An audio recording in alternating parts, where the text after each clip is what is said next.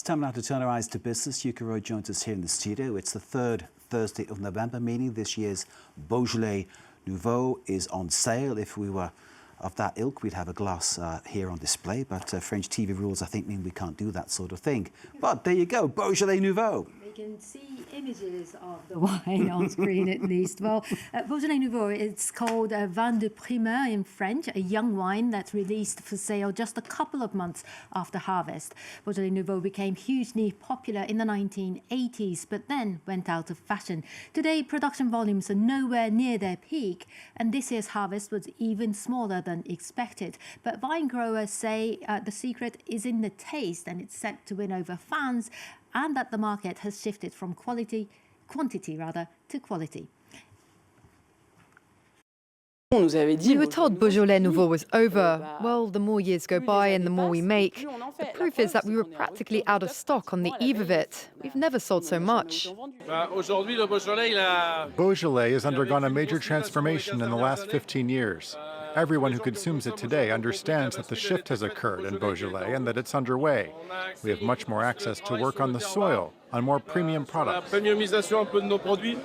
We saw some glasses there, which is nice, isn't it? So it's not just Beaujolais Nouveau. The whole French wine industry is facing challenges due to climate change. Well, Mark, the sector has been in crisis for months amid declining demand, climate change and trade tensions. Growers have been staging protests demanding the government do more to shore up the industry. Unusual weather patterns like early frost, hailstones and drought are becoming more and more frequent. Donald Trump's tariffs and a trade spat with China have hit the industry hard. All this has increased production costs. At the same time, the French are drinking less wine and many producers have been running at a loss. The government last year offered compensation to farmers to uproot nearly 30,000 hectares of vineyards to counter oversupply.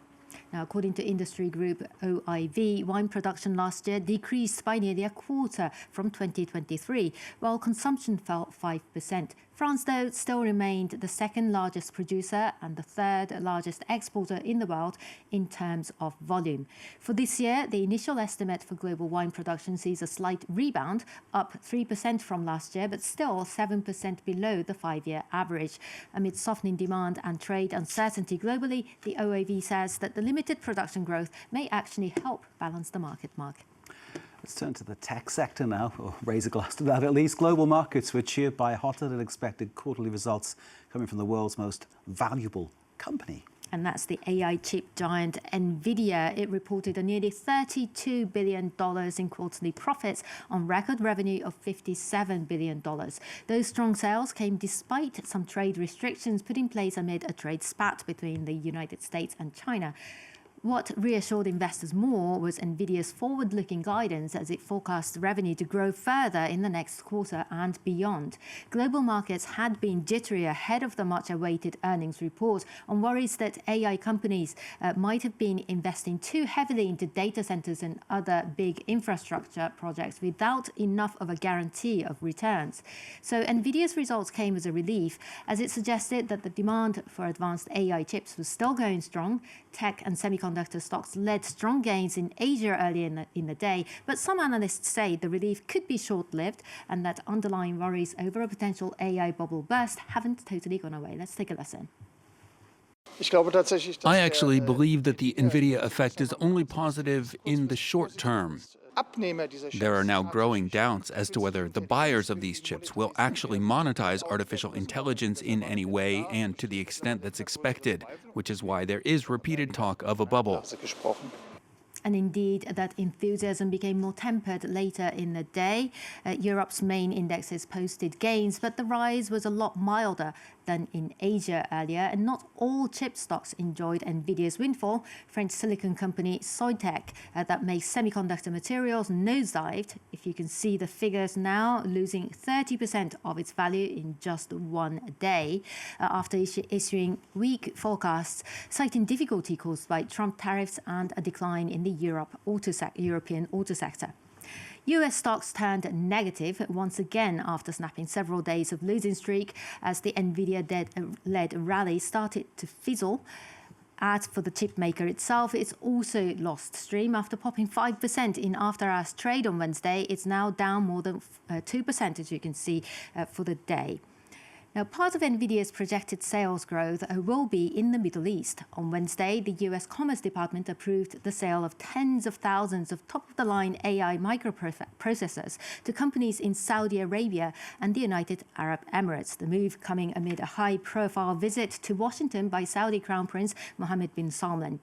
Brian Quinn has the details. A big boost for AI ambitions in the Middle East. As Saudi Crown Prince Mohammed bin Salman returned to Washington 7 years after the killing of journalist Jamal Khashoggi, his political rehabilitation came with a technological windfall. The U.S. Commerce Department approving the export of advanced AI chips to Saudi Arabia and the UAE. Saudi Arabia have a huge demand a huge need of computing power, and we're going to spend in the short term around $50 billion by consuming those semiconductors.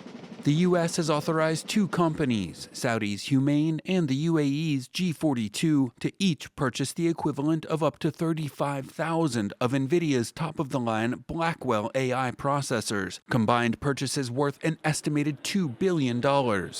Humane says it intends to buy some 600,000 Nvidia chips overall. Many of those will be used for a joint data center venture with Elon Musk's xAI, the Tesla and SpaceX CEO, characteristically grandiose in his outlook as he addressed a Washington investment summit Wednesday. AI and humanoid robots will actually eliminate poverty. My prediction is that work will be optional. Middle Eastern oil monarchies like the Saudis are turning to AI ventures as they seek to diversify their economies. Nvidia, meanwhile, is trying to maintain its growth after being largely locked out of China amid a tech and trade war between Washington and Beijing. Previous Saudi chip deals have been put on hold over concerns that high-end U.S. technology could end up in the hands of Chinese firms like Huawei due to the Saudis' close economic and tech ties to China.